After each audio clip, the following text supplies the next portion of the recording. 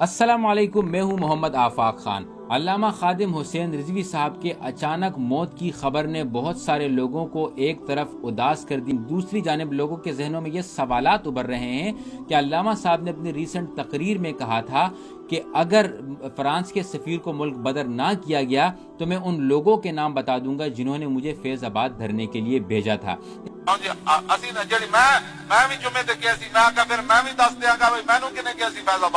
اس سے پہلے کہ اس پر مزید بات کی جائے، آپ کو علامہ صاحب کا ذرا سا بیک گراؤنڈ بتانا چلوں کہ علامہ صاحب کا تعلق اٹک سے تھا۔ جو لوگ کہتے ہیں کہ وہ عالم دین نہیں تھے، ان کی انفارمیشن کے لیے وہ ایک بہترین حافظ قرآن ہونے کے ساتھ ساتھ بہترین شیخ الحدیث بھی تھے اور فارسی زبان پر بھرپور عبور بھی رکھتے تھے۔ ان کی جو معذوری کی وجہ تھی وہ ایک ٹریفک کا حادثہ تھا، جس کے بعد وہ بغیر کسی سہارے کے نہیں چل سکتے تھے۔ یاد رہے، بغیر کسی سہارے کے نہ چلنے والے علامہ صاحب نے لاکھوں لوگوں کو اپنا سہارا بنایا اور توہین رسالت اور ختم نبوت کے لیے ایک انتہائی مضبوط آواز بن کر سامنے آئے۔ ان کی وجہ شہرت بھی 2017 کا وہ کامیاب دھرنا تھا جس کی تمام کنڈیشنز اس وقت کی حکومت نے مانی تھی۔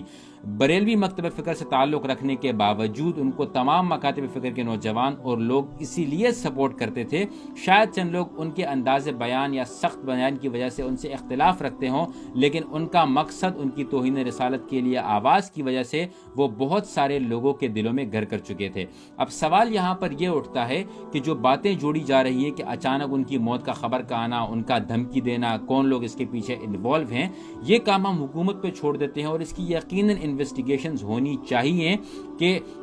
آخر کون لوگ تھے جنہوں نے ان کو کہا تھا کہ آپ فیض آباد کا دھرنا کریں۔ اور جو میرے اور آپ کا مقصد ہونا چاہیے وہ ہم یہ کر سکتے ہیں کہ جو فرانس کا سفیر ہے اس کو ابھی ملک بدر کیا جائے، جو کہ ان کا مقصد تھا، جو کہ وہ آخری دنوں تک صرف یہی آواز بلند کرتے رہے توہین رسالت کے لیے اور ختم نبوت کے لیے۔ جہاں کہیں نبی پاک صلی اللہ علیہ وآلہ وسلم کی شان میں کوئی گستاخی ہوتی، کوئی بھی حکومت توہین رسالت کے قانون کو امینڈ کرنے کی کوشش کرتی تو ان کی بلند آواز پاکستان کے کونے کونے میں گونج جاتی۔ میرے دوستو، آپ کسی بھی مکتب فکر سے تعلق رکھتے ہوں، آپ کسی بھی پولیٹیکل پارٹی سے تعلق رکھتے ہوں، لیکن ان کے اس مقصد کو ہم سب کو سراہنا چاہیے اور ان کے اس مقصد کو آگے بڑھانا چاہیے۔ اگر آپ ان سے ان کے اختلاف رکھتے ہوں، ان کے انداز بیان کی وجہ سے آپ اختلاف رکھتے ہوں، ان کے مکتب فکر کی وجہ سے آپ اختلاف رکھتے ہوں، ان کے پولیٹیکل پارٹی کی وجہ سے، یہ تمام اختلافات کو بالا طاق رکھتے ہوئے ایک عالم دین کے لیے اگر آپ کوئی اچھی بات نہیں کہہ سکتے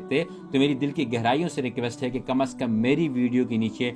گالیوں کی قطار مت لگائیے گا، میری ویڈیو کے نیچے کوئی اختلاف مت کیجیے گا۔ اگر آپ کو میری بات سے اختلاف ہے،